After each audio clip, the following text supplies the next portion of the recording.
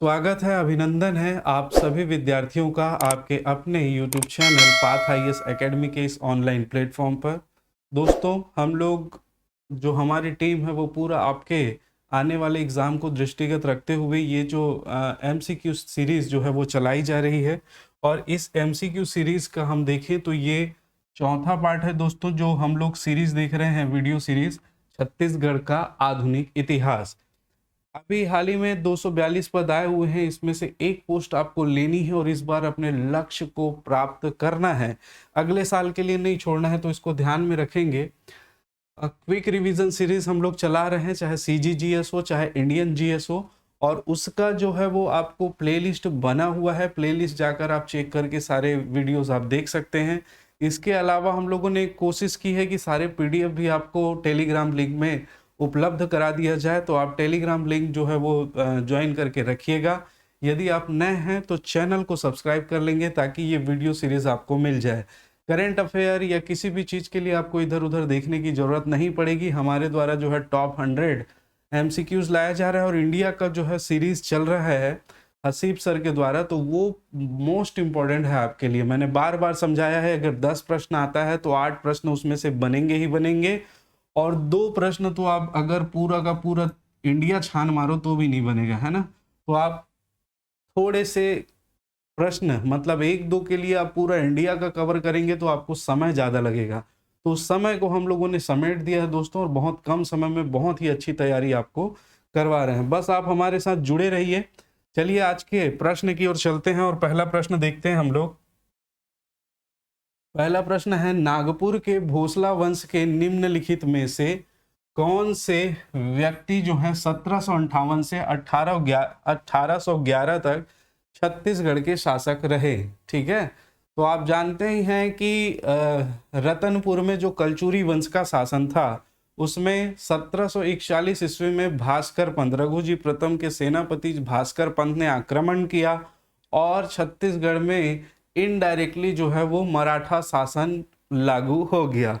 और मराठों के अधीन जो शासन किया था दोस्तों रघुनाथ सिंह ने 1741 से 1745 ईस्वी तक, तो आप जानते हैं उसके बाद मोहन सिंह आए थे, है ना। तो यहाँ पर मराठों का प्रत्यक्ष शासन कब स्टार्ट हुआ? तो मराठों का जो प्रत्यक्ष शासन स्टार्ट हुआ है 1758 में। रघुजी प्रथम ने चारों बेटों में से, जो उसके बेटे थे, है ना, जानको जी भोसले, साबाजी भोसले, मुधोजी भोसले और बिम्बाजी भोसले को अलग अलग क्षेत्र बांट दिया था, है ना। जैसे चांदा वाला राज्य जो है वो मुधोजी भोसले को, नागपुर का जानको जी भोसले को, साबाजी भोसले को बरार एवं दरवा वाला क्षेत्र बांट दिया था। तो बिम्बाजी 1755 में तो ये इनका बंटवारा हो गया था दोस्तों, लेकिन ये यहाँ पर उस समय नहीं आया। कारण, बहुत सारे कारण थे, मैं उन कारणों पर ज़्यादा चर्चा नहीं करूंगा, नहीं तो वीडियो बहुत ज़्यादा लंबा बन जाता है। मैं चाह रहा हूं कि इससे रिलेटेड जो प्रश्न है उनको आप ध्यान रखिएगा। जैसे देखेंगे, बिम्बाजी सबसे पहले आए दिसंबर 1757 में वो निकले थे, है ना। कौन? बिम्बाजी भोसले। बिम्बाजी भोसले कब निकले थे? सन 1757 में निकले, 1758 में ये पहुंचे थे और 1758 से लगाकर ये यहाँ पर शासन किए थे 1787 में, 87 तक। 1787 में इनकी मृत्यु हो गई और उसके बाद जो दूसरे शासक बने थे इसके बाद चिमणा जी भोसले। चिमणा जी भोसले, चिमणा जी भोसले इनके दत्तक पुत्र थे। चिमणा जी भोसले बिम्बाजी भोसले के दत्तक पुत्र थे। देखिए, आपको एक प्रश्न में मैं पूरा गुलदस्ता परोसने का प्रयास कर रहा हूं, आप रिकॉल करते जाइए और एक प्रश्न में कई सारे प्रश्नों को हम समाहित कर रहे हैं, तो इन चीजों को आप बहुत ढंग से देखेंगे। सारे प्रश्न पूछे गए हैं, ठीक है। मैं नागपुर शासन को नहीं बता रहा हूं क्योंकि उससे हमारे में प्रश्न नहीं बनता है, तो इसको ध्यान रखेंगे। चिमड़ा जी भोसले दत्तक पुत्र थे, मुधो जी भोसले के पुत्र थे ये, है ना। तो उनको इन्होंने गोद लिया था, तो इन्होंने मात्र 1 साल तक शासन किया, 1787 से लगाकर 1788 तक, ठीक है। अब 1788 के बाद देखें दोस्तों, तो 1788 से जो शासन रहा वो व्यंकोजी भोसले का रहा। व्यंकोजी भोसले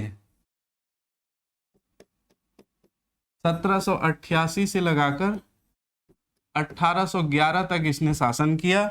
और उसके बाद जो अगले शासक बने हैं परसोजी भोसले, परसोजी या पुरुषाजी भोसले जिनको कहा जाता है, ये हम देखेंगे तो 1811 से लगाकर 1816 तक। हालांकि इनका शासन अप्रत्यक्ष शासन रहा था। कैसे आगे प्रश्न आने वाले हैं तो उन प्रश्नों पर हम लोग चर्चा करेंगे। तो इसके हिसाब से यदि हम देखें कि 1758 से लगाकर 1811 तक किसने शासन किया है, तो आप देख रहे हैं 1811 तक में एक बिंबा जी ने शासन किया है, और उसके बाद चिमणा जी ने शासन किया है, और उसके बाद वेंको जी ने शासन किया है। तो यदि पहले का आंसर देखा जाए तो 2, 3 और 4 सही आंसर हैं। आप देख लें ऑप्शन में, तो ऑप्शन हमको बी दिख रहा है, 2, 3 और 4, ये बिल्कुल करेक्ट आंसर है। ठीक है, ये बिल्कुल इसका करेक्ट आंसर है। ठीक, मेरे ख्याल से क्लियर है। चलिए अगले प्रश्न की ओर चलते हैं। क्वेश्चन नंबर 2, बहुत महत्वपूर्ण प्रश्नों का संग्रह है दोस्तों, आप ध्यान रखिएगा, ये प्रश्न आपसे बनने चाहिए। निम्नलिखित में से कौन सी जोड़ी मराठा कालीन छत्तीसगढ़ में परगना के अधिकारी एवं उसका दायित्व सुमेलित है, पूछ रहा है। अच्छा, सुमेलित है पूछ रहा है, इसको आप ढंग से देखेंगे तो आप जानते हैं मराठा काल में जो है वो विभिन्न पदाधिकारी होते थे, वो अपने अपने दायित्वों का निर्वहन करते थे। हम लोगों ने कई सारे देखे हुए हैं। तो देखिए, पहला अगर हम बात करें कमा विंसदार है, दूसरा है बड़कर, तीसरा है बरार पांडे और चौथा है पोतदार। तो कमा विंसदार कौन था? ठीक है, तो आप जानते ही हैं कि यहाँ पर परगना पद्धति की शुरुआत की थी वेंको जी, जो हमारे विट्ठल राव दिनकर ने। ठीक है, परगना छत्तीसगढ़ों को परगनों में उन्होंने बांट दिया था, और परगना का प्रमुख जो है वो क्या कहलाता था? कमा विंसदार कहलाता था। क्या कहलाता था? कमा विंसदार। कमा विंसदार को क्या नागरिक, सैनिक एवं वित्तीय दायित्वों का वहन करता था? तो बिल्कुल सही बात है, कमा विंसदार जो है नागरिक, सैनिक एवं वित्तीय दायित्वों का वहन करता था।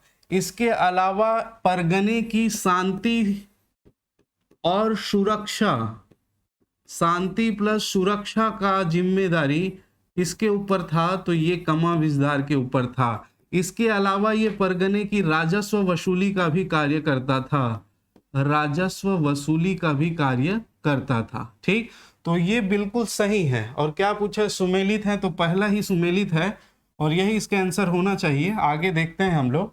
बात करें बड़कर की दोस्तों, बड़कर परगना के आय व्यय का हिसाब रखना।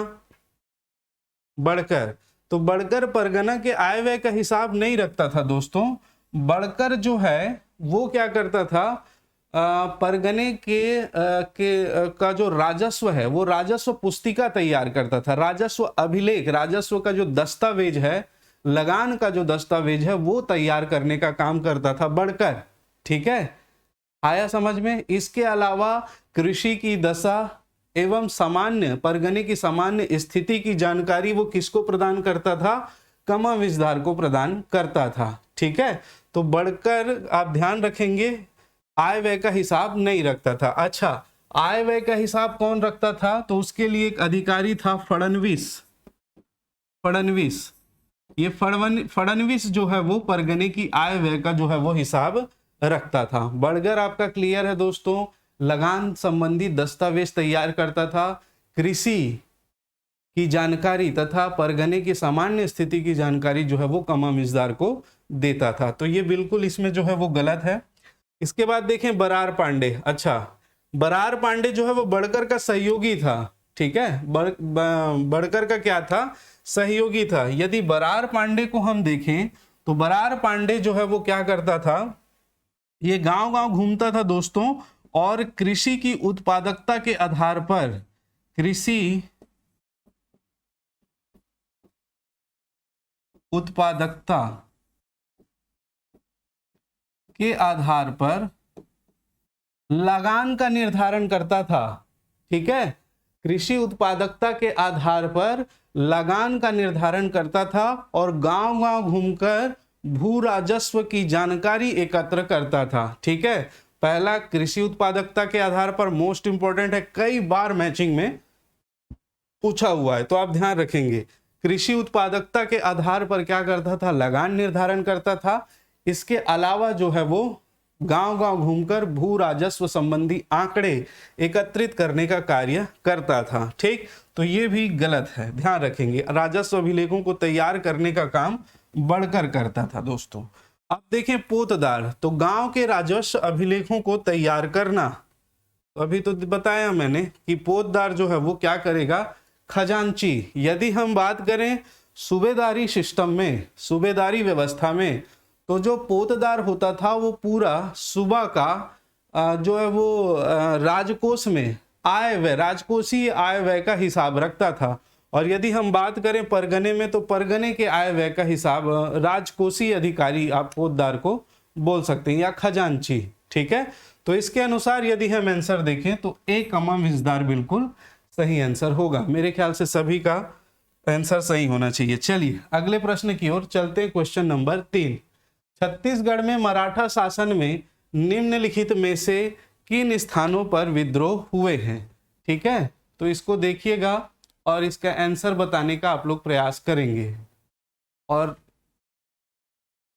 अपनी तैयारी को परखेंगे। ठीक, तो छत्तीसगढ़ में मराठा शासन काल में निम्नलिखित में से किन स्थानों पर विद्रोह हुए? पहला धमधा, दूसरा बरगढ़, तीसरा कवर्धा या चौथा तारापुर। ठीक, तो मराठा शासन काल में जो विद्रोह हुए हैं दोस्तों वो 3 स्थानों पर हुए हैं। ये पहला अगर देखें धमधा, तो धमधा के गोंड राजाओं ने जो विद्रोह किया था 1830 में। ठीक है, धमधा के गोंड राजाओं ने 1830 में विद्रोह किया था। क्यों किया था? तो वहां पे जो जिल्हेदार नियुक्त किया गया था दोस्तों। अब ये जिल्हेदार क्या होता है आगे हम पढ़ेंगे। जब रघुजी तृतीय का शासन आया तो रघुजी तृतीय ने प्रत्यक्ष शासन आया तो रघुजी तृतीय ने यहाँ पर डायरेक्टली शासन ना करके अपने अधिकारियों को भेजा जिन्हें यहाँ पर जिल्हेदार कहा गया। ठीक है, जिल्हेदार कहा गया। तो जिल्हेदार जो था इस समय कृष्णा राव अप्पा, ठीक है, उसके माध्यम से धमधा के गोंड राजा के विद्रोह को जो है वो शांत करवाया गया था। उसके अत्याचार के खिलाफ ही जो है वो विद्रोह हुआ था। जो जिल्हेदार था उसके अत्याचार के खिलाफ ही ये विद्रोह हुआ था। और उसको शांत कैसे करवाया गया? तो कृष्णा राव अप्पा ने जो है वो अंग्रेजों की मदद से इस विद्रोह को शांत कराया। 1830 में ये विद्रोह हुआ था। नेक्स्ट बात करें बरगढ़, बरगढ़ का बात करें तो ये 1833 से 1835 में ये विद्रोह हुआ था। और विद्रोह किया था वहां के शासक अजीत सिंह और इसके पुत्र बलराम सिंह ने।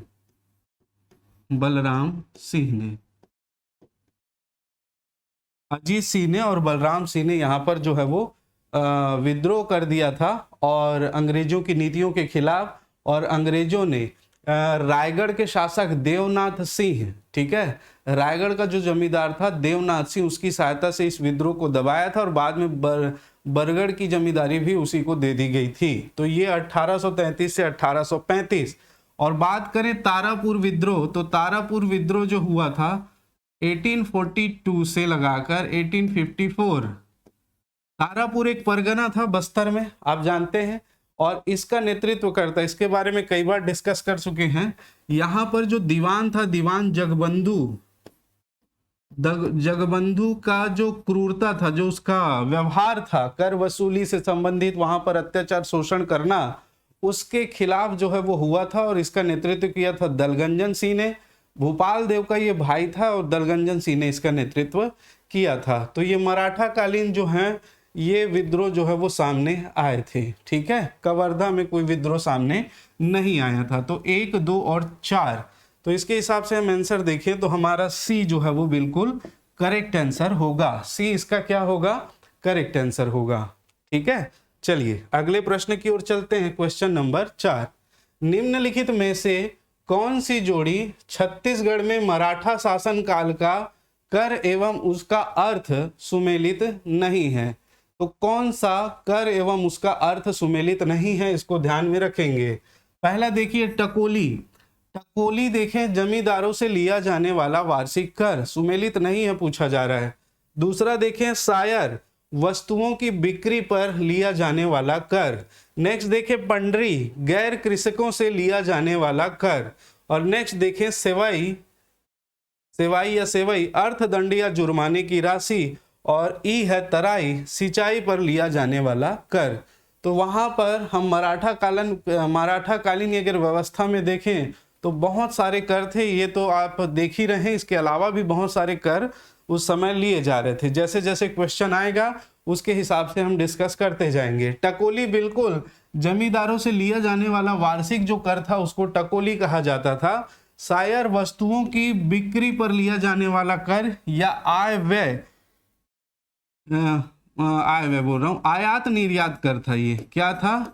बिक्री कर था प्लस आयात निर्यात कर था शायर। ठीक है, तो इसे ध्यान रखेंगे। पंडरी तो गैर कृषकों से लिया जाने वाला कर था, बिल्कुल सही है। सेवई अर्थदंड या जुर्माने की राशि थी। ये जो है वो कई सारे अस्थायी करों का ये संग्रह हुआ करता था। सेवई बिल्कुल सही है। तराई सिंचाई पर लिया जाने वाला कर, तो तराई नामक कोई कर उस समय नहीं लिया जाता था दोस्तों। तो हमको पूछा है सुमेलित, नहीं है, बिल्कुल ई हमारा करेक्ट आंसर होगा। ठीक है, क्लियर है। देखिए दोस्तों, आपसे सिर्फ एक ही रिक्वेस्ट मैंने की है, क्या कि आप कमेंट्स जरूर करें। ठीक है, आपको जो भी लगता है आप कमेंट्स कीजिए। ठीक है, आप एकदम निश्चिंत रहिए, और आपको एक प्रश्न के साथ 2-4 प्रश्न तो मिलेंगे ही हर उसमें, और आपका पूरा सिलेबस भी कवर होगा। हिस्ट्री तो पूरा हो ही जाएगा, आप देख रहे हैं, है ना। बाकी जैसे जैसे सब्जेक्ट आते जाएंगे हम उसको प्रयास करेंगे कि पूरा आपका एक रिवीजन करा दिया जाए प्रश्नों के माध्यम से, और इन्हीं में से ही प्रश्न आपको देखने को मिलेंगे। चलिए आगे चलते हैं नेक्स्ट प्रश्न की ओर। निम्नलिखित कथन को पढ़िए। बिल्कुल पढ़ेंगे। पहला कथन है, छत्तीसगढ़ के प्रथम सूबेदार महिपत राव के समय शासन की सारी शक्तियां आनंदीबाई के हाथों में थी। ठीक है। दूसरा देखें, सूबेदार विट्ठलराव दिनकर ने प्रशासन में परगना पद्धति लागू की। ठीक है। तीसरा स्टेटमेंट है, सूबेदार बीकाजी गोपाल के समय में छत्तीसगढ़ में पिंडारियों ने लूट की। ठीक, अब ये 3 स्टेटमेंट पढ़ लिए, सही उत्तर चुनना है कौन सा इसमें से सही है। देखिए, छत्तीसगढ़ का प्रथम सूबेदार महिपत राव दिनकर था, ये बिल्कुल सही बात है। और उसके समय में सारी शक्तियां आनंदीबाई के हाथों में क्या थी? तो आनंदीबाई कौन थी? आनंदीबाई दोस्तों बिंबाजी भोसले की पत्नी थी। आप जानते ही हैं कौन थी? बिंबा जी की पत्नी थी। बिंबा जी की एक्चुअल में 3 पत्नियां थी, आप जानते हैं, है ना। आनंदीबाई थी, और दूसरा रमाबाई, और एक थी उमाबाई, है ना। तो ये इनकी पत्नियां थी। अल्टीमेटली आनंदीबाई ने फिर बिंबा जी के बाद जो है वो कार्यभार संभाला था। तो सूबेदार महिपत राव जब आया 1788 में, तो 1788 से 1790 तक रहा। तो उस समय आनंदीबाई के हाथों में प्रत्यक्ष रूप से शासन था, और उसके महिपत राव दिनकर को सूबेदार था, लेकिन उसको अपना शासन करने में आनंदीबाई से पूछना पड़ता था, उससे सलाह मशवरा लेना पड़ता था, उसके सलाह से काम करना पड़ता था, इसलिए उसको बहुत ज्यादा दिक्कत हुआ था। तो आनंदीबाई के हाथों में थी सारी शक्तियां, बिल्कुल सही बात है। महिपत राव दिनकर को पूछकर काम करना पड़ता था।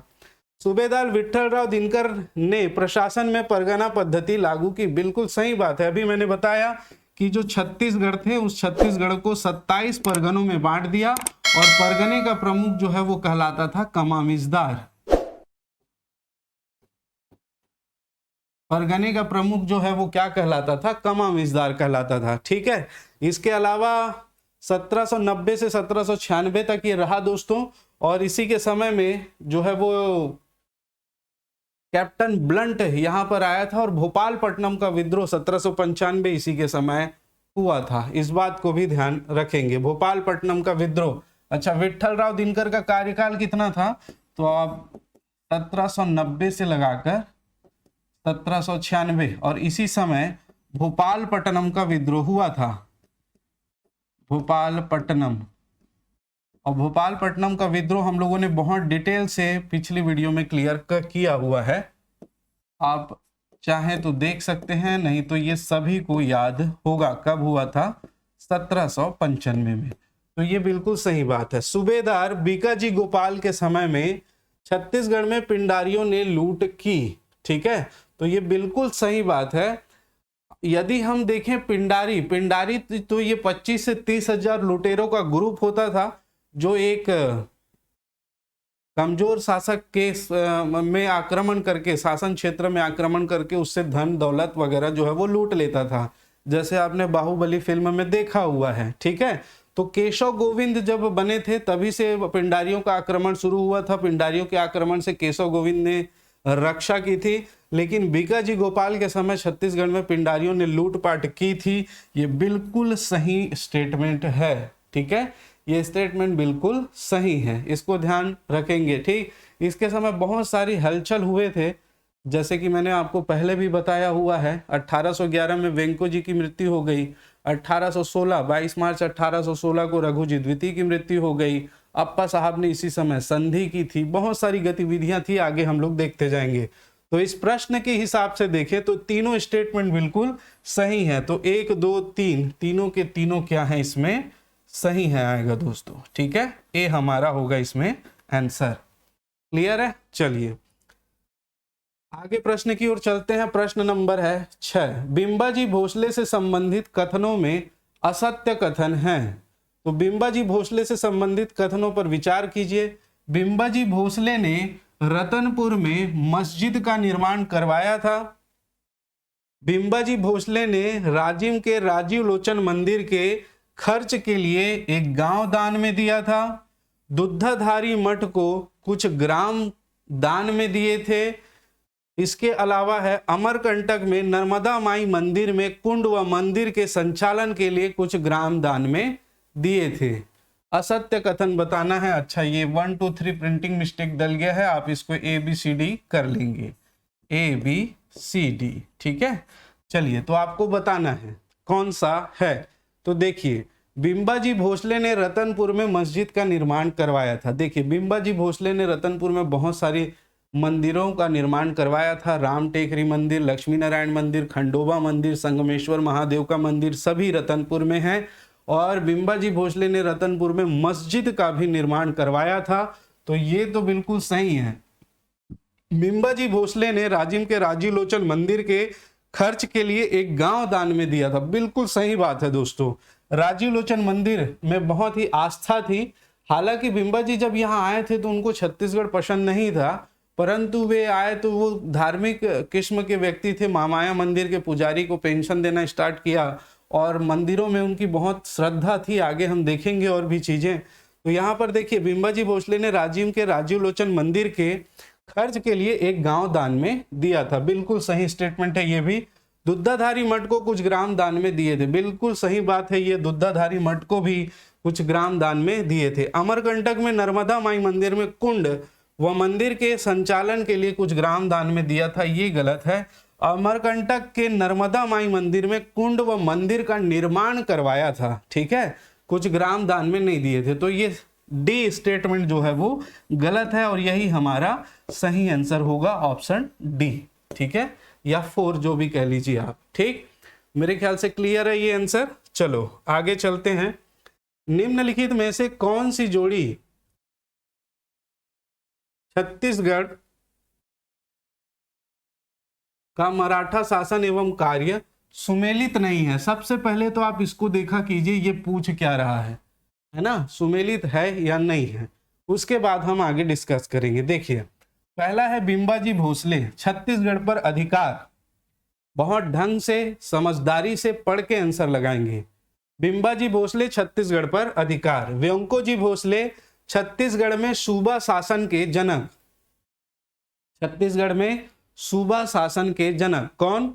वेंको जी भोसले। नेक्स्ट, चिमड़ा जी भोसले बिंबाजी भोसले के पश्चात शासक बना। ठीक है। पुरुषा जी भोसले सूबेदार के माध्यम से शासन। ठीक। अप्पा साहब भोसले 27 अप्रैल 1816 को अंग्रेजों के साथ गुप्त संधि। देखिए बहुत बढ़िया, इस प्रकार के क्वेश्चन आपको मिलेंगे देखने को परीक्षा में, क्योंकि अब स्टैंडर्ड जो है वो फैक्ट, डायरेक्ट फैक्ट बेस कि छत्तीसगढ़ की राजधानी क्या है और बिंबाजी किस वंश के शासक थे। इस प्रकार के प्रश्न पूछना बंद कर दिए हैं, ठीक है। तो क्वेश्चन का लेवल हाई आपको रखना पड़ेगा। देखिए, बिंबाजी भोसले छत्तीसगढ़ पर अधिकार, इस पर तो बाद में चर्चा करेंगे, आप लोग सोचिए। वेंकोजी भोसले छत्तीसगढ़ में सूबा शासन के जनक, बिल्कुल, छत्तीसगढ़ में सूबा शासन का प्रारंभ किसने किया था? वेंकोजी भोसले ने किया था, ठीक है, ध्यान रखिएगा, बहुत अच्छे से ध्यान रखिएगा, ठीक। महिपत राव दिनकर से लेकर विट्ठल राव दिनकर, फिर भवानी कालू केशव गोविंद, बीकाजी पिंडरी दरो, बीकाजी गोपाल और सखाराम हरि, सीताराम टाटिया, इसके बाद है हमारा यादवराव दिवाकर, ठीक। तो सूबा शासन के जनक, ठीक। चिमड़ाजी भोसले बिंबाजी भोसले के पश्चात शासक बना था, बिल्कुल, इसका दत्तक पुत्र था। और बिंबाजी भोसले और आनंदीबाई दोनों चाहते थे कि उसके बाद उसका जो दत्तक पुत्र चिमड़ाजी भोसले है वो यहाँ का अगला शासक बने, और शासक बना था। बाद में उसकी मृत्यु की हत्या कर दी गई थी। ये एक अलग स्टेटमेंट है, अपन उसको बाद में डिस्कस करेंगे, ठीक है। तो ये बिल्कुल सही है, सॉरी, चिमड़ाजी शासक बना था। ऑप्शन डी देखिए, पुरसाजी भोसले सूबेदारों के माध्यम से शासन, पुरसाजी भोसले ने यहां पर सूबेदारों के माध्यम से शासन किया था, ठीक है। जब 1816 में इसकी मृत्यु हुई, किसकी मृत्यु हुई? रघुजी द्वितीय की जब मृत्यु होती है, तब जो है वो अप्पा साहब ने अपना जो है वो हैंड ओवर ले लिया था, है ना, शासन, क्योंकि उसकी मृत्यु के समय रघुजी द्वितीय ने अप्पा साहब को कहा था कि पुरसाजी भोसले थोड़ा मानसिक रूप से अस्वस्थ है, आप उसका ध्यान रखिएगा। तो सूबेदारों के माध्यम से शासन किया था, बिल्कुल सही बात है। पुरसाजी भोसले जब थे तो उस समय हम उनका कार्यकाल देखें 11 से 16, तो सारे सूबेदार ही चल रहे थे उस समय, सूबेदारी शासन व्यवस्था चली थी, ठीक है। तो उसको ध्यान रखना, बिल्कुल सही बात है। नेक्स्ट, अप्पा साहब भोसले 27 अप्रैल 1816 को अंग्रेजों के साथ गुप्त संधि कर ली थी, बिल्कुल सही है। और यही वो संधि थी जिसने, जैसे यदि हम बात करें छत्तीसगढ़ के बस्तर की, तो बस्तर में 6 अप्रैल 1778 का जो कोटपाड़ की संधि हुई, बस्तर में मराठों को, अंग्रेजों को घुसने का रास्ता मिला, उसने स्वतंत्रता भेज दी थी। वैसे ही ये संधि हुई थी जिसमें अप्पा साहब ने, अभी तक जो है वो अंग्रेज या ब्रिटिशर्स मराठा शासक में, नागपुर जो शासन था उसमें कोई भी हस्तक्षेप नहीं करते थे, घुस नहीं पाए थे। ये संधि उसको घुसने का मौका दे दी थी एक लालच के कारण, ठीक। तो ये भी बिल्कुल सही है, ध्यान रखेंगे, ठीक। अब आइए पहले पर, बिंबाजी भोसले छत्तीसगढ़ पर अधिकार। कई लोगों को लग रहा होगा ये सर ये तो बिल्कुल सही है, बिंबाजी भोसले ने छत्तीसगढ़ पर अधिकार किया था। दोस्तों, बहुत ढंग से पढ़ने का जरूरत है और समझने का जरूरत है। बिंबाजी भोसले ने छत्तीसगढ़ पर अधिकार नहीं किया था। आप देखिए, रघुजी प्रथम ने भास्कर पंत को भेजकर आक्रमण करवाया और उसने फिर अधिकार रघुजी प्रथम ने किया था। रघुजी प्रथम जब मर रहा था तो अंतिम समय में उसने जब बंटवारा किया तो बंटवारे में बिंबाजी को मिला था। बिंबाजी ने छत्तीसगढ़ पर अधिकार नहीं किया था। तो इस क्वेश्चन को थोड़ा सा ढंग से समझते हुए बनाने का प्रयास करेंगे, ठीक। तो इसका जो आंसर है सुमेलित नहीं है, वो यही होगा, आप ध्यान रखिएगा। चलिए, मेरे ख्याल से क्लियर है, कोई डाउट होगा तो आप पूछिएगा, अपन डिस्कस कर लेंगे, ठीक। चलो अगले प्रश्न की ओर चलते हैं। क्वेश्चन नंबर 8, निम्न कथनों में असत्य कथन है।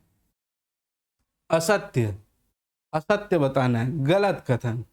बिंबाजी भोसले ने खैरागढ़ जमींदार से 24,000 रुपए टकूली और 500 घुड़सवार की मदद लेते थे। शासक से 24,000 रुपए टकोली और 500 घुड़सवार की मदद लेते थे।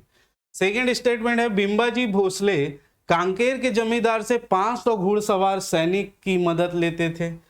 थर्ड स्टेटमेंट है, बिंबाजी भोसले ने 1775 ईस्वी में महिपत राव काशी के नेतृत्व में सरगुजा के जमींदार पर आक्रमण कर दिया था। चौथा स्टेटमेंट है, चांग भकार रियासत के राजा को टकोली देने के लिए बाध्य किया था। देखिए, ये बिंबाजी भोसले का जमींदारों के साथ संबंध कैसा था, उस पर जो ये प्रश्न बना हुआ है, इसको आप ध्यान रखेंगे और इस प्रकार से प्रश्न पूछे जाएंगे। दोस्तों देखिए, बिंबाजी भोसले खैरागढ़ के जमींदार से 24,000 रुपए टकोली लेते थे, बिल्कुल सही बात है। खैरागढ़ के जमींदार ने टकोली देने के लिए आनाकानी की थी, तो उसको बढ़ाते बढ़ाते जो टकोली थी वो 24,000 रुपए हो गई थी। इसके अलावा 500 घुड़सवार सैनिक की भी मदद लेते थे। बिल्कुल सही बात है। पिंबाजी भोसले कांकेर के जमींदार से 500 घुड़सवार की सैनिक मदद लेते थे। बिल्कुल सही बात है। ये कांकेर के जमींदार से टकोली नहीं लेते थे, ये बस्तर राज्य पर नियंत्रण करने के लिए 500 घुड़सवार की सैनिक की मदद लिए थे। ठीक है, तो ये भी बिल्कुल सही है, टकोली नहीं लेते थे। बिंबाजी भोसले ने 1775 ईस्वी में महिपत राव काशी के नेतृत्व में सरगुजा के जमींदार पर आक्रमण कर दिया था। ये बिल्कुल सही है कि महिपत राव काशी के नेतृत्व में सरगुजा के जमींदार पर आक्रमण किया था, लेकिन ये 1775 में नहीं किया था, 1781 में किया था, 1781 ईस्वी में। ठीक है, तो इस हिसाब से देखें तो ये स्टेटमेंट जो है वो गलत हो जाता है। 1775 में तो चांग भकार रियासत के राजा को टकोली देने के लिए बाध्य किया था। चांग भकार रियासत का जो राजा था वो भी टकोली नहीं दे रहा था, तो उसने 1775 में यहाँ पर आक्रमण किया और टकोली देने के लिए बाध्य किया था। तो ये स्टेटमेंट भी सही है। असत्य कथन बताना था, तो ये हमारा जो कथन है वो बिल्कुल क्या होगा, असत्य कथन होगा। ठीक है, चलिए दोस्तों आगे बढ़ते हैं नेक्स्ट क्वेश्चन की ओर। मराठा शासन काल में छत्तीसगढ़ में सूबा व्यवस्था के संबंध में निम्न में से कौन सा कथन सत्य है? अभी तक असत्य पूछ रहा था, अब पूछ रहा है कौन सा कथन सत्य है। सूबेदार छत्तीसगढ़ के स्वतंत्र मराठा शासक थे। सूबेदार नागपुर के भोसला शासक के प्रतिनिधि होते थे। सूबेदार छत्तीसगढ़ स्थित भोसला शासक का अधिकारी होता था, या सूबेदार का पद वंश परंपरागत होता था। ठीक है, अब यहां पर आप ध्यान देंगे, सूबेदार छत्तीसगढ़ के स्वतंत्र मराठा शासक थे क्या?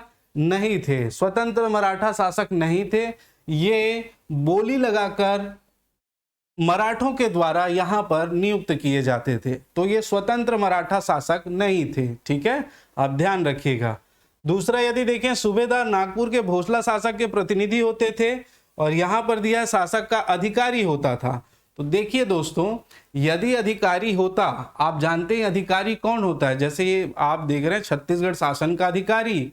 अब ये किसी भी जिले में जाएगा तो वो वहां के उस अधिकारी के स्वरूप ही कार्य करेगा। यहाँ का वो अधिकारी है, यहाँ पर वो नौकरी करता है, तो वो किसी भी जिले में जा सकता था। ठीक है, वहां पर भी वो नौकरी करता, लेकिन आप देख रहे हैं सूबेदार ऐसा कोई अधिकारी नहीं था कि वहां से यहाँ इसका ट्रांसफर हुआ था। वो बोली लगाते थे और हर साल बोली लगती थी, और बोली लगाने के बाद जो सबसे ज्यादा टकोली देने का, हर साल बोल रहा हूं, जैसे जैसे शासन काल आते जाता था वैसे वैसे बोली लगती थी।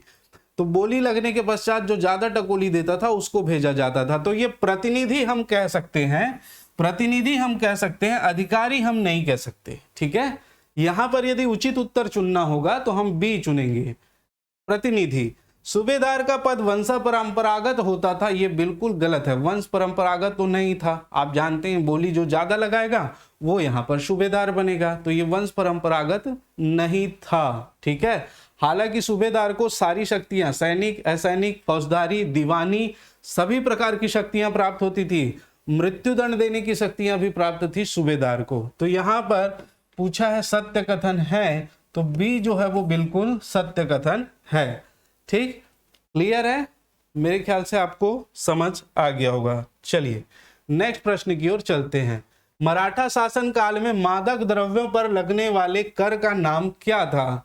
ठीक है, इस प्रकार के प्रश्न बहुत ढंग से समझ के जवाब देने हैं, जहां पर फंसने के चांसेस हैं। क्यों? क्योंकि आप देखिए यहां पर ऑप्शन थोड़ा सा आपको भ्रमित करेगा। एक आपका लिखा हुआ है पंडरी, पंडरी, और एक होता है पंडरी पांडे, पंडरी पांडे, और इसी में ही अधिकतर भ्रमित आप हो जाते हैं। क्या? पंडरी को यदि देखें तो पंडरी गैर कृषि मद वाले कर हैं, गैर कृषकों से लेने वाले, गैर कृषि मद वाले जो कर हैं उसको पंडरी कहा जाता है। और पंडरी पांडे कौन होता है? तो पंडरी पांडे जो है वो मादक द्रव्यों पर लगने वाले कर का हिसाब किताब लगता है। मादक द्रव्य पर, मादक द्रव्य के आय व्यय का हिसाब, ऐसे लिखो, आय व्यय का हिसाब रखने वाला अधिकारी पंडरी पांडे। लेकिन यहां पर क्या पूछ रहा है, मादक द्रव्यों पर लगने वाला कर कौन सा है, कर टैक्स का नाम क्या है, तो ये कलाली है दोस्तों, आप ध्यान रखेंगे क्या है, कलाली। ऑप्शन सी हमारा करेक्ट आंसर होगा। कलाली को हम मादक द्रव्यों पर लगने वाले कर के नाम से जानते हैं। पंडरी गैर कृषि मद कर होते थे, जो गैर कृषक है उनसे वसूले जाते थे। पंडरी पांडे मादक द्रव्यों पर जो आय व्यय होता था उसका हिसाब रखता था। तो यहां पर आंसर होगा कलाली। सायर तो आप जानते ही हैं, ठीक है, सायर आप जानते ही हैं, और जानते हैं तो नीचे कमेंट करके बताइएगा कौन सा कर है। ठीक, चलिए आगे चलते हैं और अब नेक्स्ट प्रश्न पर चर्चा करते हैं। देखिए, मराठों द्वारा 1790 ईस्वी में शासन की सुविधा के लिए संपर्क क्षेत्र को अनेक परगनों में विभाजित किया गया था, और परगने के प्रमुख अधिकारी को क्या कहा जाता था, तो परगने के प्रमुख अधिकारी को क्या कहा जाता था, ये मेरे ख्याल से इससे ज्यादा सरल क्वेश्चन तो हो ही नहीं सकता। आप जानते हैं परगने के प्रमुख अधिकारी को कमाविजदार कहा जाता था, और बरार पांडे, बड़कर और पोतदार को हम लोगों ने पिछला डिस्कस किया हुआ है।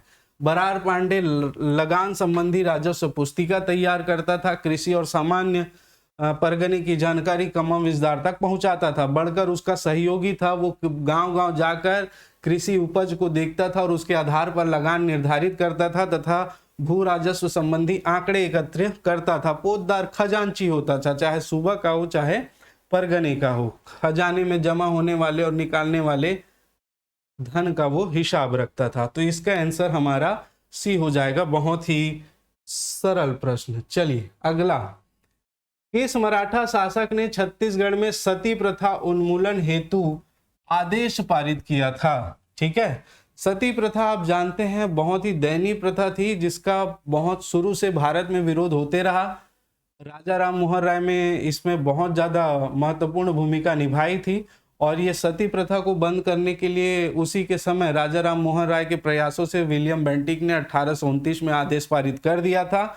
लेकिन छत्तीसगढ़ में यदि देखें, छत्तीसगढ़ की बात करें तो छत्तीसगढ़ में रघुजी तृतीय जो थे, उन्होंने सती प्रथा पर प्रतिबंध लगाने के लिए 1831 में आदेश पारित किया था। तो इसका जो आंसर है वो बी होगा, इसको याद रखेंगे। ठीक है, इसका आंसर क्या होगा, बी होगा। चलिए नेक्स्ट प्रश्न की ओर चलते हैं।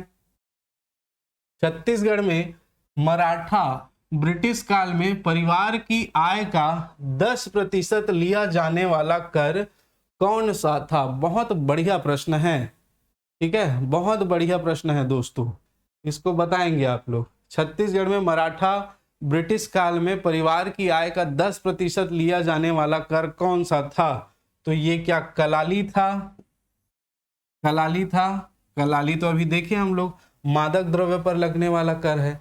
सायर क्या था? तो आयात निर्यात कर है ना, या बिक्री कर था। सेवई का था, तो ये जो था सेवई, ये है जुर्माने की राशि, जुर्माना, या ये कह सकते हैं कई अस्थायी करों का समूह था। सायर बिक्री कर और आयात निर्यात कर था।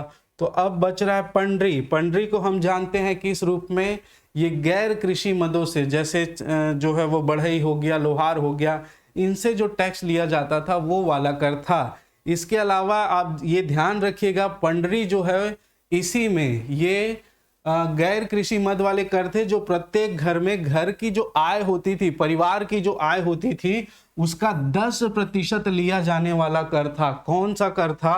पंडरी, गैर कृषि कर। इस बात को याद रखेंगे, यही हमारा क्या हो जाएगा, आंसर हो जाएगा दोस्तों, गैर कृषि कर। ठीक है, क्लियर है? देखिए बहुत बढ़िया बढ़िया प्रश्न है। बस आपसे एक ही रिक्वेस्ट है, लाइक कर दीजिए और कमेंट कर दीजिए कि सेशन कैसा लग रहा है, ठीक है, ताकि आगे और धड़ल्ले से आपके लिए प्रश्न लाए जाएं। आगे देखते हैं क्वेश्चन नंबर 14।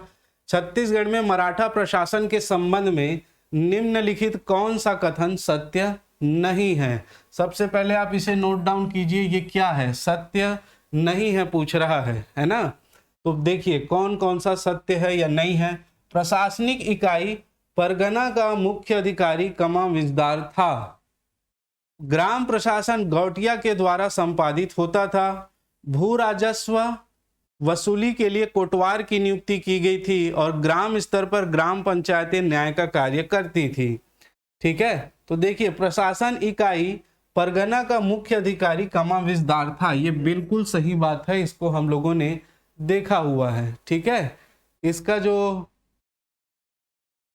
इसका जो प्रमुख अधिकारी था कमाविजदार था, जिसको सैनिक सारी शक्तियां जिसको प्राप्त थी। ठीक है, सॉरी सैनिक शक्ति बोल रहा हूँ, मतलब ये मुख्य अधिकारी होता था, राजस्व संबंधी, शांति सुरक्षा संबंधी सारे अधिकार इसको प्राप्त थे। ठीक, ध्यान रखिएगा।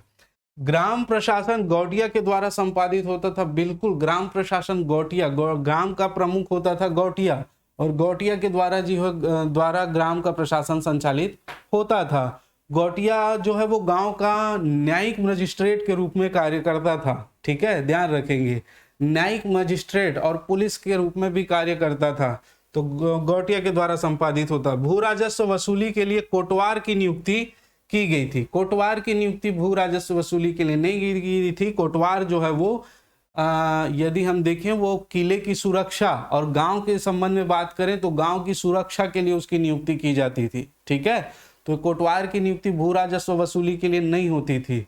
ठीक, यदि वो अगर परगने की बात करें तो वो पूरे जिले की सुरक्षा, परगने की सुरक्षा, गांव की बात करें तो बाद में गांव की सुरक्षा के लिए कोटवार की नियुक्ति की गई थी, है ना। नेक्स्ट, सत्य नहीं है, तो सत्य यही नहीं है। आगे और देखते हैं। ग्राम स्तर पर ग्राम पंचायतें न्याय का कार्य करती थी, बिल्कुल मैंने बताया गौटिया न्यायिक मजिस्ट्रेट के रूप में कार्य करता था, तो ग्राम स्तर पर जितने भी न्यायिक कार्य होते थे वो पंचायत में ही निपटा लिए जाते थे। तो ये तीन स्टेटमेंट तो बिल्कुल सही है, ये जो है वो बिल्कुल गलत है, तो यही हमारा होगा आंसर। ठीक, चलो बढ़िया। नेक्स्ट, छत्तीसगढ़ में मराठा प्रभुत्व के संबंध में निम्नलिखित में से कौन सा कथन असत्य है। मराठा प्रभुत्व के संबंध में देखिए, मराठा सेनापति भास्कर पंत ने रतनपुर पर अधिकार किया। बी है, बिंबाजी भोसले ने प्रारंभ में दीवान के माध्यम से शासन किया था।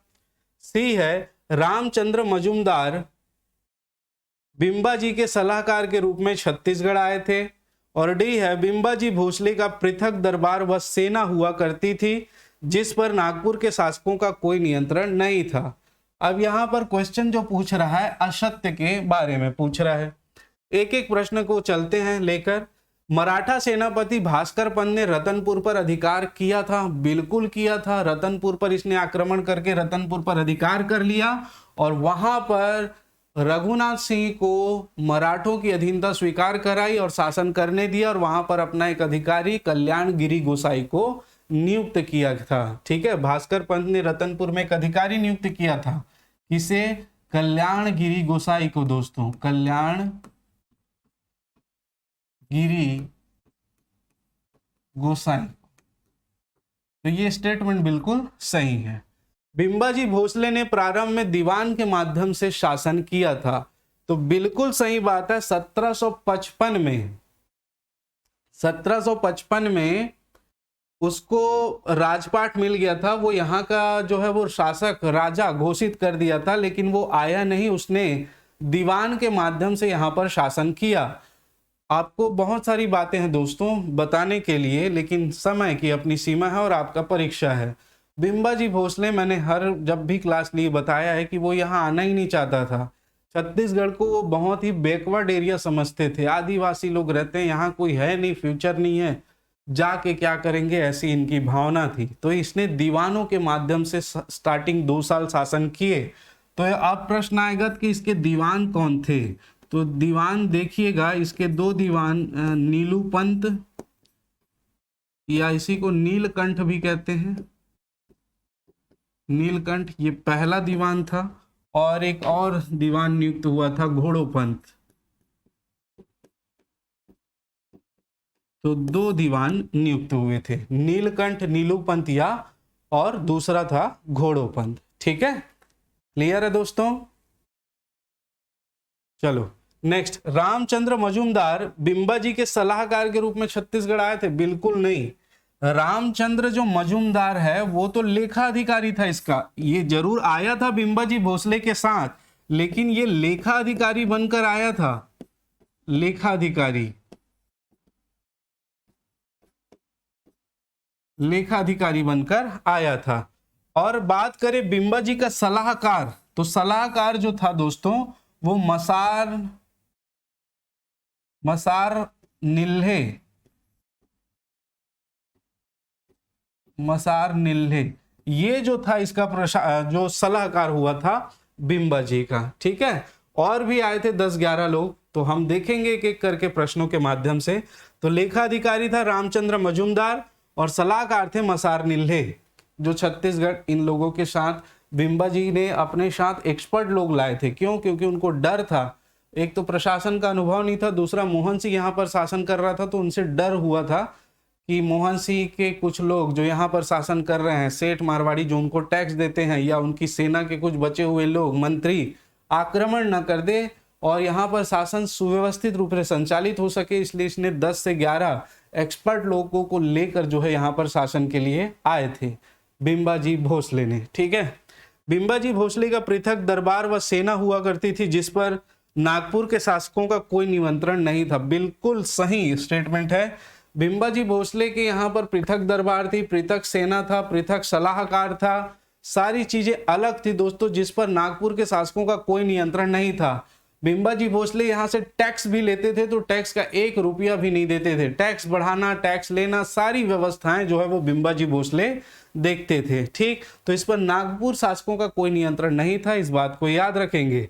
तो इसके अनुसार यदि देखें तो हमारा आंसर जो हो जाएगा वो हो जाएगा सी। ठीक है, चलिए आगे चलते हैं नेक्स्ट प्रश्न की ओर। निम्नलिखित मराठा शासकों में सेना धुरंधर की उपाधि धारण की थी। देखिए बहुत बढ़िया प्रश्न आपके सामने है।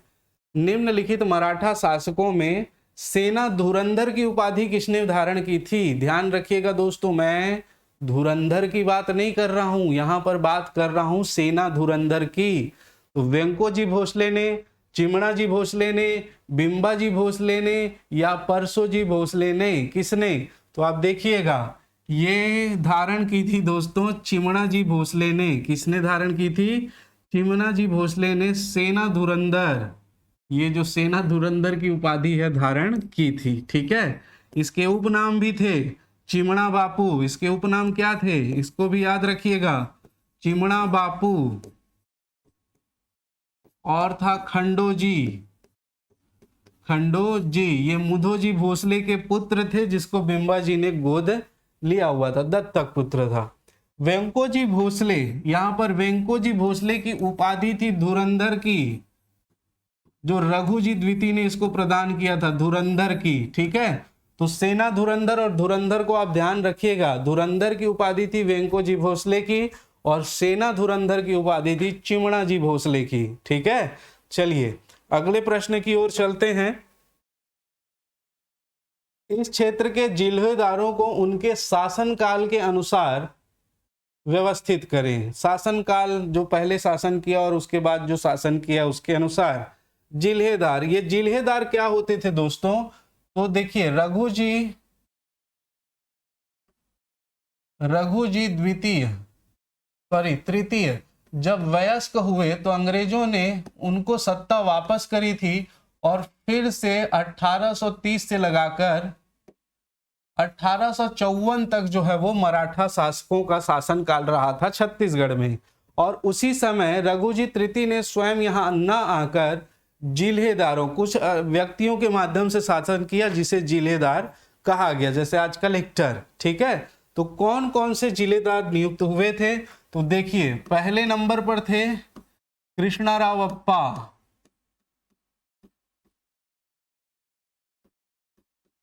अप्पा, दूसरा थे अमृत राव, तीसरे थे अमृत राव के बाद सदरुद्दीन, इसके बाद थे चौथे दुर्गा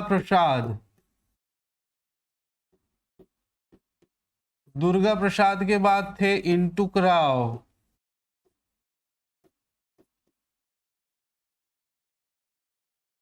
इंटुक राव। इसके बाद थे सखाराम बापू, सखाराम बापू, और फिर थे गोविंदराव अप्पा, गोविंदराव अप्पा, और नेक्स्ट थे गोपाल राव, गोपाल राव। तो ये इनका क्रम था, 8 जिलेदार हुए थे। ठीक है, अब इसके हिसाब से हम लोग देखें तो यहाँ पर है सबसे पहले सदरुद्दीन, सदरुद्दीन आएगा, उसके प्रसाद, उसके बाद जो है दुर्गा प्रसाद आएगा, उसके बाद जो आएगा वो आएगा इंटुक राव, और उसके बाद आएगा चौथा सखाराम हरि। तो 4 2 3 1, 4 2 3 1, ऑप्शन सी, ऑप्शन सी हमारा जो है यहाँ पर करेक्ट आंसर होगा, 4 2 3 1। क्लियर है? चलिए, तो ये आप क्रम याद रखेंगे, इस प्रकार से क्रम जमाने के लिए दे दिया जाता है। चलिए अगले प्रश्न की ओर चलते हैं। क्वेश्चन नंबर 18, निम्नलिखित में से किस सूबेदार को अपना प्रतिनिधि भेजकर शासन करने के कारण उसे अपदस्थ कर दिया गया था? ठीक है, ए बिंकोजी पिंडरी, सखाराम हरि, भवानी कालू और यादव राव दिवाकर। ठीक, अब आप देखिएगा बिंकोजी पिंडरी की बात करें तो बिंकोजी पिंडरी जो है वो बहुत कम समय के लिए शासन रहा था, उसके संबंध में कोई विशेष उपलब्धि नहीं है। सखाराम हरि ने जब अप्पा साहब का कार्यकाल आया, ठीक है, तो उसने अप्पा साहब का कार्यकाल आया तो उसने जो है वो बढ़ चढ़ कर बोली लगा दी, इतनी बोली लगा दी कि वो देने में असमर्थ है। अगर देगा कहाँ से, देगा तो वो जनता से वसूल कर ही देगा। तो उसने जो है वो लगा दी बोली और जनता पर लाद दिया कि रे लो अब दो, मैं तो लगा दिया, मुंह में बोल के आ गए, भरे जनता, है ना। तो इस प्रकार थोड़ी होता है जी, आप शासन कर रहे हैं तो व्यवस्थित रूप से शासन करेंगे ना। तो ठीक है, लगा दी। तो इसमें से एक आदमी ने इसको बीच बाजार में जो है वो गोली मार दी थी रतनपुर में, ठीक है, तो इसकी हत्या हो गई थी, सवाल ही नहीं उठता। ये जो महान कार्य किया था प्रतिनिधि भेजकर शासन करने का, वो किए थे भवानी कालू ने, भवानी कालू ने। अब देखिए, आप जानते हैं सूबेदार क्या होता था कि वहां पर बड़े बड़े सेठों को बुलाया जाता था जो इसमें दिलचस्पी रखते थे, है ना। उनको बुलाकर जो है वो क्या किया गया, बोली लगाई गई कि कौन जो है यहाँ का शासन मिलेगा और कौन सबसे ज्यादा टैक्स देगा। अब उसने बोली लगा दी, मान लो एक मोटा मोटा मैं बता रहा हूं, 1 लाख की बोली लगा दी, ठीक है, और वो सूबेदार बन गया। तो भवानी कालू क्या किया, भवानी कालू ने यहाँ पर 1 लाख की बोली खुद लगाई, और उसके बाद फिर से भवानी कालू ने और बुलाया एक मीटिंग, वो और उनके मित्रों का जो बड़े बड़े थे उनको बुलाकर कहा कि कौन जो है वो मुझसे 1 लाख से ज्यादा देगा उसको मैं यहाँ पर राजा बना दूंगा, शासक बना दूंगा। तो किसी ने फिर वो शासक भेजा यहाँ पे, और मान लो 1.5 लाख या जो भी है लेकर भेजा। तो इसने सूबेदार होते हुए एक और सूबेदार नियुक्त किया। जब अंग्रेजों को मराठों को ये बात पता चली तो भवानी कालू को तुरंत जो है वो क्या कर दिया गया था, हटा दिया गया था, अपदस्थ कर दिया गया था, और केशव गोविंद को फिर यहाँ पर जो बनाया गया था अगला सूबेदार। ठीक है, तो ध्यान रखेंगे। चलिए, यादव राव दिवाकर को जानते हैं, अंतिम हमारे जो है वो क्या थे, सूबेदार थे सूबेदारी व्यवस्था के। ठीक, नेक्स्ट प्रश्न की ओर चलते हैं। अगला प्रश्न, निम्नलिखित घटना और उसका कालक्रम सुमेलित है बोल रहा है, सुमेलित है। पहला है लॉर्ड हेस्टिंग्स और अप्पा साहेब के मध्य संधि, दूसरा है परसो जी भोसले की मृत्यु, तीसरा है अप्पा साहब और अंग्रेज अधिकारी जेनकिंस के मध्य समझौता, और डी है अप्पा साहब नागपुर के उत्तराधिकारी नियुक्त। ठीक है, तो इसको आपको बताना है इसमें कौन सा जो है वो सुमेलित है। अब देखिए, लॉर्ड हेस्टिंग और अप्पा साहब के मध्य संधि, ये तो दोस्तों गलत है, ये तो हो ही नहीं सकता। ये हुई थी 17 अप्रैल 1816 को। ये क्रम को आप ध्यान रख लेना, कब 17 अप्रैल बोल दो, 27 अप्रैल 1800 क्या है अप्पा साहब के बीच संधि हुई थी 17 को, सॉरी 16 को, सॉरी 16 को हुई थी, जब रघुजी द्वितीय की मृत्यु हो गई 22 मार्च को, तो उसी समय 27 अप्रैल को इसकी संधि हुई थी। परसोजी भोसले की मृत्यु हुई 1 फरवरी 1817 को। परसोजी भोसले की मृत्यु कब हुई थी? 1 फरवरी 1817 को, तो ये भी गलत है। अप्पा साहब और अंग्रेज अधिकारी जेनकिंस, ये जेनकिंस है, कि मध्य समझौता हुआ था 6 फरवरी 1818 को, और उसके बाद अप्पा साहब नागपुर के उत्तराधिकारी नियुक्त हुए थे 21 अप्रैल 1817 को। तो ये सुमेलित है और यही हमारा आंसर होगा, यही क्या होगा? हमारा आंसर होगा। ठीक है, अब देखिए दोस्तों, यहाँ पर घटनाएं कुछ इस प्रकार घटती है कि अप्पा साहब जो है वो स्वयं शासक बनना चाह रहा था, और जब 1816 में रघुजी द्वितीय की मृत्यु हुई तो उसने इसको कार्यभार सौंपा था और इसको छत्तीसगढ़ का शासन दिया था और कहा था कि पुरसाजी भोसले की देखभाल करना, लेकिन इसने गुप्त संधि कर ली एक लॉर्ड हेस्टिंग और अप्पा साहब के बीच, जो गुप्त संधि हुई 27 अप्रैल 1816 को, और उसी गुप्त संधि के तहत अप्पा साहब ने पुरसाजी भोसले की 1 फरवरी 1817 को हत्या करवा दी थी और 21 अप्रैल 1817 को ये उत्तराधिकारी नियुक्त हो गया था। हालांकि ज्यादा दिन तक नहीं चला, 1 साल ही चला। 1 साल इसने 1817 नवंबर में जो सीताबर्डी का युद्ध हुआ था, सीताबर्डी के युद्ध में ये अंग्रेज के विरोध में आ गए थे। ठीक है, तो अंग्रेजों ने इसको चुपचाप बैठा दिया था शासन कर करके, लेकिन इसने फिर से गोंड राजाओं को उकसाना चालू किया, तो इसको पकड़ के वहीं महल में कैद कर दिया गया था, जहां से वो 2 बजे रात को भाग गया था।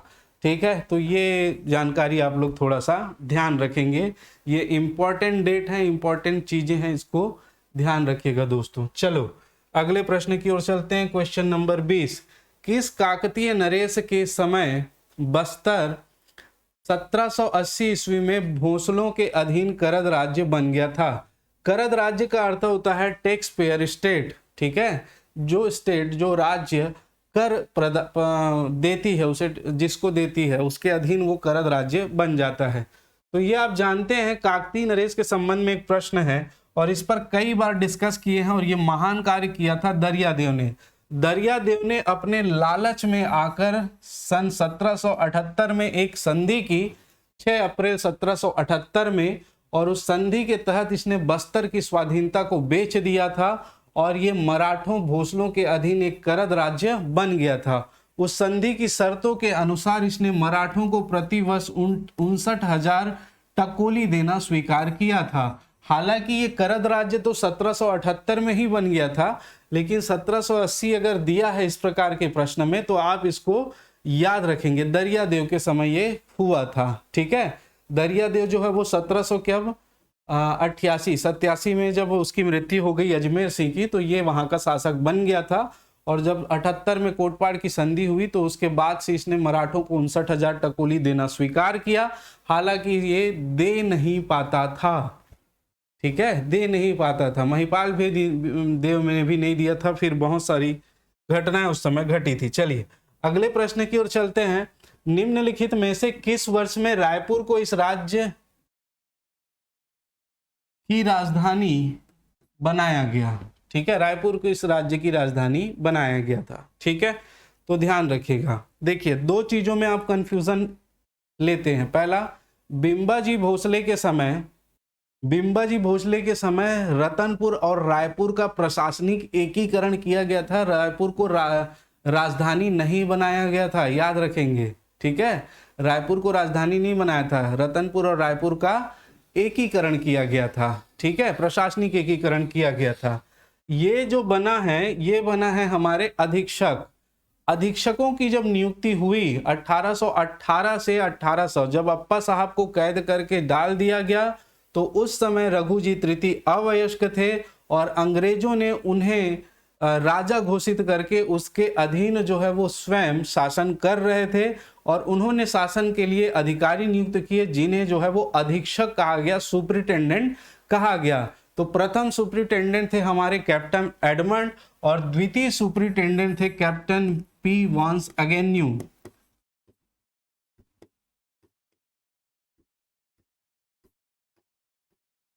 अगेन्यू।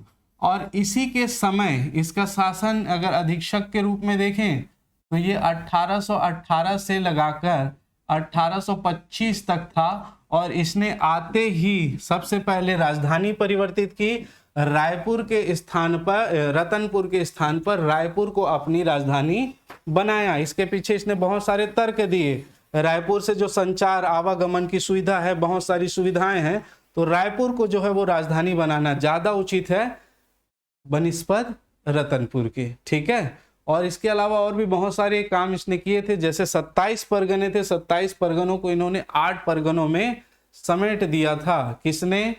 पी वॉन्स एगेन्यू ने। इसी के समय बहुत सारे विद्रोह भी हुए थे। ठीक है, और सबसे जो मेन विद्रोह था 1824-25 का परलकोट विद्रोह। ठीक, आप ध्यान रखिएगा। चलिए, तो इसका आंसर हो जाएगा, ये कब हुआ था? ये कार्य 1818 में हुआ था, तो ये आंसर हो जाएगा 1818। ठीक है, चलिए अगले प्रश्न की ओर चलते हैं। ब्रिटिश साम्राज्य में विलय के पश्चात अंग्रेजों द्वारा छत्तीसगढ़ में कौन सी व्यवस्था प्रारंभ की गई?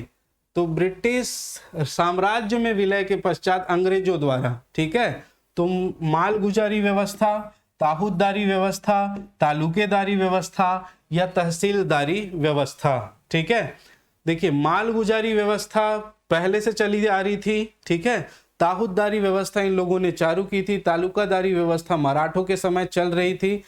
ब्रिटिश साम्राज्य में विलय के पश्चात देखिए ताहूददारी व्यवस्था और तालुकेदारी व्यवस्था के संबंध में मैंने बता दिया है।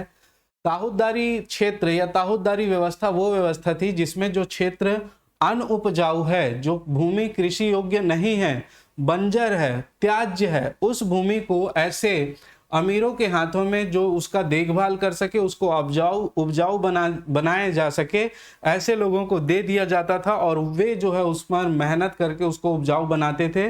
वो क्षेत्र ताहूद कहलाता था और उस क्षेत्र पर जो कार्य कर रहे होते थे, जो उसको सजाते संवारते थे, ताहूददार, और ये व्यवस्था जो है वो ताहूददारी व्यवस्था कहलाती थी। तालुका जो है वो ठेकेदारी व्यवस्था के हिसाब से आप समझ सकते हैं, उस तालुके में उस व्यक्ति को उसको दे दिया जाता था कि आप कृषि इसमें करिए और उसके एवज में वो टैक्स प्रदान करता था। तहसीलदारी व्यवस्था चालू की किसने? अंग्रेजों ने। ये हमारा आंसर होगा। इन्होंने आते ही सबसे पहले तहसीलदारी व्यवस्था चालू की। देखिए 1854 में देखेंगे चार्ल्स सी इलियट जब यहाँ का डिप्टी कमिश्नर बना तो चार्ल्स सी इलियट ने 2 ताहूददारी क्षेत्र बनाए थे। कब? तहसीलदारी क्षेत्र 1854 में जो बना था, 2 नहीं 3 बना था दोस्तों। एक है रायपुर, दूसरा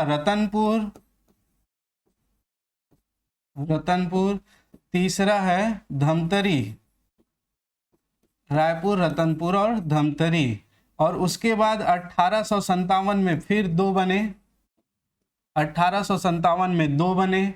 यदि हम बात करें 2 कौन कौन से, तो एक था नवागढ़ और एक था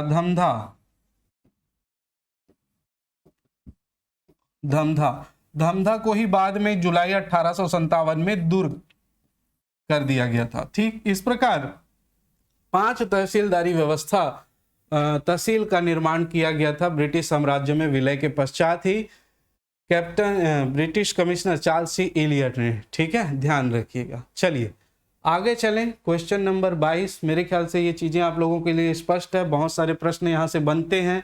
मैंने बताया एक प्रश्न में कई सारे प्रश्न मिलेंगे, बस आपको बड़े ध्यान से सुनना है, समझना है और आंसर लगाते जाना है। सेशन अच्छा लगेगा तो आप बिल्कुल कमेंट कीजिएगा, हमें और उत्साह आएगा और नए नए प्रश्न आपके लिए लाएंगे और आपका जो पूरी तैयारी हम घर बैठे कम समय में करवा देंगे। चलिए नेक्स्ट प्रश्न की बात करें, क्वेश्चन नंबर 23।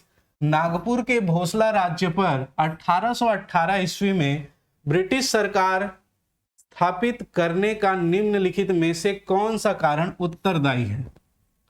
नागपुर के भोसला राज्य पर 1818 में, नागपुर के भोसला राज्य पर पूछ रहा है दोस्तों, है ना, भोसला राज्य पर 1818 ईस्वी में ब्रिटिश सरकार स्थापित करने का निम्नलिखित में से कौन सा कारण उत्तरदायी है?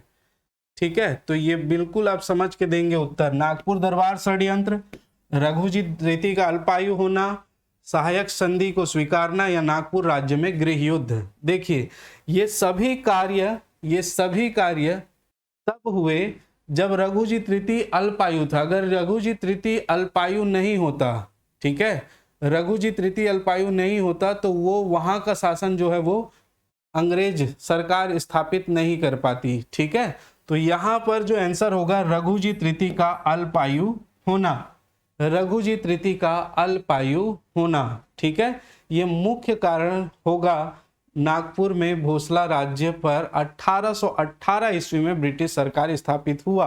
कब की बात कर रहा हूं? 1818 की। बहुत ढंग से समझेंगे, इस प्रकार के क्वेश्चन फंसाएंगे आपको, है ना। यहां बात की जा रही है 1818 में, तो 1818 में तो मुख्य कारण ये घटनाएं तो बाद में, पहले तो रघुजी तृतीय अल्पवयस्क के थे, अल्पायु थे, इसीलिए तो उन लोगों ने शासन किया। नहीं तो 1818 में इसको राजा बना दिया गया, ऐसा इसके अंडर में आता ही नहीं, है ना। तो इसको बहुत ढंग से इस प्रकार के प्रश्नों को पढ़ेंगे और देंगे दोस्तों उत्तर, है ना। चलिए आगे चलते हैं। अच्छा, इसका पीडीएफ भी मिल जाएगा, नीचे टेलीग्राम लिंक में डाल दिया जाता है। आप टेलीग्राम लिंक ज्वाइन करके रखेंगे और चैनल में नए हैं तो सब्सक्राइब जरूर कर लेंगे।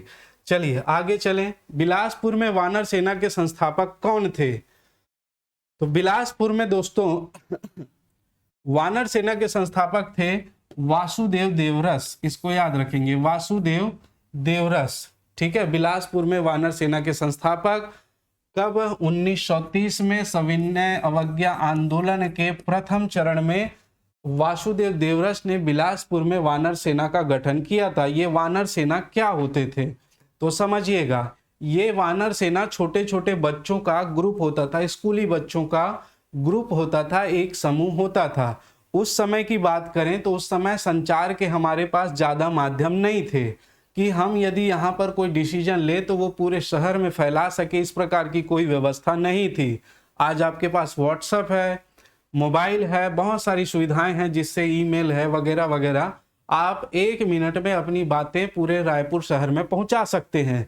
लेकिन उस समय ऐसा नहीं था। उस समय हमारे जो स्वतंत्रता संग्राम सेनानी लोग थे, जो नेता थे, वे अगर कोई डिसीजन यहाँ पर ले रहे हैं कि कल आंदोलन करना है तो उनको बहुत मेहनत करना पड़ता था पूरे रायपुर में बताने के लिए। तो उसी समय एक निकाला गया व्यवस्था, वो क्या थी? वो वानर सेना का गठन थी। ये वानर सेना क्या करती थी? हमारे आंदोलनकारियों के जो भी बैनर पोस्टर, जो भी बातें हैं स्वाधीनता से संबंधित, जो भी बातें हैं स्वदेशी आंदोलन से संबंधित, जो भी बातें हैं, वो बैनर पोस्टर पकड़ के पूरे शहर में घूमती थी और पूरे शहर वालों को ये पता चल जाता था कि हमारे जो नेता है वो क्या सोच रहे हैं, कौन सा नेक्स्ट कदम होगा, क्या आंदोलन, स्वदेशी आंदोलन से संबंधित, स्वाधीनता से संबंधित जो भावनाएं हैं वो उन तक पहुंच जाती थी। तो ये था छोटे छोटे बच्चों का समूह, जिससे पूरा शहर में ये बातें पता चल जाती थी। जब अंग्रेजों को इस बात का पता चला कि ऐसा इन लोग कर रहे हैं, तो इन लोगों ने उन छोटे छोटे बच्चों को बस में भरकर 20 से 30 किलोमीटर दूर ले जाते थे और वीरान, वहां पर गाड़ी मोटर की सुविधा नहीं, वहां छोड़ देते थे। बच्चे जो है वो घर आते आते उनको शाम हो जाता था, लेकिन बच्चे उतने ही जोशीले थे जितने हमारे स्वतंत्रता संग्राम सेनानी थे, है ना। बच्चे भी उसी पूरे जोश में फिर से सुबह फिर से बैनर लेके वो अपनी तैयारी में लग जाते थे। इसके बाद अंग्रेज जब थर्रा गए तो उनको मारना भी स्टार्ट कर दिया था। तो याद रखेंगे, वासुदेव देवरस ने बिलासपुर में वानर सेना का गठन किया था। चलिए आज के अंतिम प्रश्न पर चर्चा करते हैं। उस व्यक्ति को चुनिए जो पेशे से मूलतः वकील थे, परंतु वे एक अच्छे सेवक भी थे, और इनकी एक पुस्तक का नाम है हॉलैंड की स्वाधीनता। ठीक है, तो ये देखिए, पंडित लोचन प्रसाद पांडे, मुकुटधर पांडे, पंडित सुंदरलाल शर्मा और ठाकुर छेदीलाल। अब देखें तो मूलतः वकील में देखें तो एक ही दिख रहा है, बैरिस्टर ठाकुर छेदीलाल। ठीक है, ठाकुर छेदीलाल के संबंध में आप थोड़ा सा जानकारी ध्यान रखेंगे। 1886 में इनका जन्म हुआ था अकलतरा में, और अकलतरा कहाँ है आप कमेंट करके बताइएगा। ठीक है, अकलतरा में जन्म हुआ था। ये छत्तीसगढ़ के प्रथम बैरिस्टर कहे जाते हैं, माने जाते हैं, छत्तीसगढ़ के प्रथम बैरिस्टर ठाकुर छेदीलाल, प्रथम बैरिस्टर।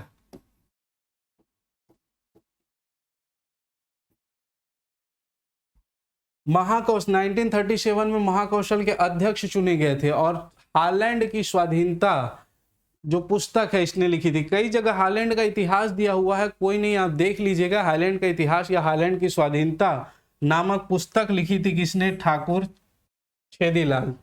ठीक है, ध्यान रखिएगा। चलिए, पंडित सुंदरलाल शर्मा का थोड़ा सा देखेंगे तो पंडित सुंदरलाल शर्मा का जन्म राजिम में हुआ था, चुनसूर में 1881 में। छत्तीसगढ़ के प्रथम स्वप्न दृष्टा थे, है ना। छत्तीसगढ़ में छुआछूत कार्यक्रम जो है वो गांधी जी से पहले इसने स्टार्ट किया था। सुंदरलाल शर्मा जी ने जो है सतनामी भजन माला लिखी है ना। सतनामियों को जनेऊ धारण करवाया है और दलितों को जो है वो रामचंद्र मंदिर राज्य में प्रवेश करवाया था। बहुत सारे कार्य किए हैं, इसलिए इसको छत्तीसगढ़ का गांधी कहा जाता है। सुंदरलाल शर्मा को क्या कहते हैं? छत्तीसगढ़ का गांधी कहा जाता है। ठीक है, इस बात को आप ध्यान रखिएगा। पंडित लोचन प्रसाद पांडे, मुकुटधर पांडे के संदर्भ में हम लोगों ने पिछली क्लास में बात की हुई है। दोनों बालपुर के हैं, दोनों भाई हैं। ठीक है, लोचन प्रसाद पांडे किरारी के काष्ठ स्तंभ, गुंजी के शिलालेख जैसे महत्वपूर्ण निबंध लिखे हुए हैं, आप देख लीजिएगा। ठीक, तो ये थे दोस्तों हमारे प्रश्न। इसके अलावा कुछ चीजें और आज आपसे बात करनी है, वो ये है कि हमारे जो है वो CGPSC बैचेस चल रहे हैं, जो लाइव ऑनलाइन भी है ऑफलाइन भी है, जिसमें बहुत मंझे हुए, बहुत एक्सपीरियंस फैकल्टी के द्वारा आपको ये कोर्स कंप्लीट करवाया जा रहा है। मैं बता दूं कि CGPSC की बात करें या UPSC की बात करें दोस्तों, सबसे ज़्यादा अगर सिलेक्शन देने की बात करें तो हमारे पाथ IAS एकेडमी ने इसमें महत्वपूर्ण भूमिका निभाई है। आप पूरे साल का लिस्ट निकाल कर देख लेंगे तो भी आपको सबसे ज़्यादा मिलेगा। ठीक है, तो आप जो है हमसे जुड़कर आप अपनी तैयारी को एक नए आयाम तक पहुंचा सकते हैं, अपने लक्ष्य को प्राप्त कर सकते हैं। ये हमारी कोर्स की कुछ डिटेल है। CGPSC integrated offline live recorded batch चल रहा है। ठीक है, लाइव रिकॉर्डेड, ये सारे CGPSC के जो बैच हैं आप एक बार देख लीजिएगा और समझ लीजिएगा। यहाँ पर ड्यूरेशन वगैरह सारी चीज़ें दी हुई है। नेक्स्ट बैच कब से स्टार्ट है? 18 जनवरी से स्टार्ट है, तो ये आप ध्यान रखेंगे, है ना। एक बैच जो ये 13 जनवरी से स्टार्ट है। ठीक है, चलिए, इसके अलावा हमारे UPSC से संबंधित जो है वो भी जो छत्तीसगढ़ में सबसे ज़्यादा सिलेक्शन UPSC में भी देने का रिकॉर्ड पाथ IAS के नाम है। ठीक है, छत्तीसगढ़ की बात कर रहा हूँ मैं, इंडिया लेवल की बात नहीं कर रहा हूँ, आप भ्रमित मत होइएगा, है ना। तो छत्तीसगढ़ में हम लोगों ने बहुत अच्छा इतिहास बनाया है सिलेक्शन से संबंधित, और जो भी व्यक्ति चाहते हैं UPSC का प्रिपरेशन कर रहा है, वो IAS बनकर IPS बनकर इस देश के लिए कुछ करना चाहते हैं, देश को एक नई स्थिति तक ले जाना चाहते हैं, जिनके मन में इच्छा है कि मैं देश के लिए कुछ कर गुजरूं, समाज के लिए कुछ कर गुजरूं, तो वो बिल्कुल आप हमारे साथ मिलकर इसकी तैयारी कर सकते हैं। ठीक है, अब बहुत सारी बातें हैं इसमें करने के लिए। यहाँ से फैकल्टी दोस्तों आपको बता दूं, कई सारे फैकल्टी दिल्ली से आते हैं, स्पेशलिस्ट बुलाया जाता है दिल्ली से आपको पढ़ाने के लिए।